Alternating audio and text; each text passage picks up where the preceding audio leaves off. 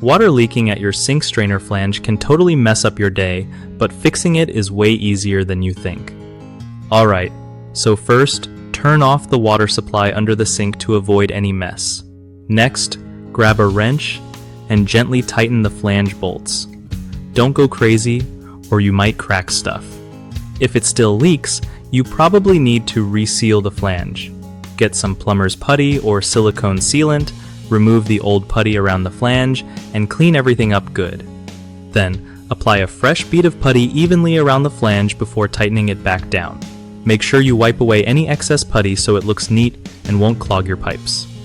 After that, turn your water back on and check for leaks by running the faucet for a few minutes.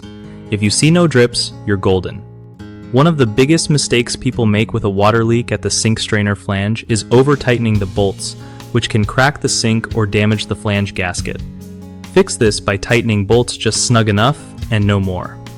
Another common issue is not properly cleaning off old putty or sealant before resealing, which stops the new seal from sticking well.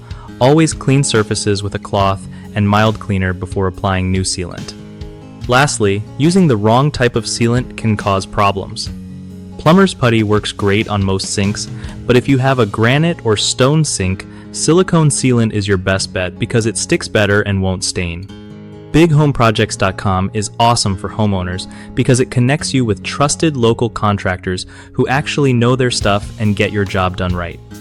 If you're a contractor, it helps you find real clients who need your skills, making it easier to build your business and get steady work without hassle.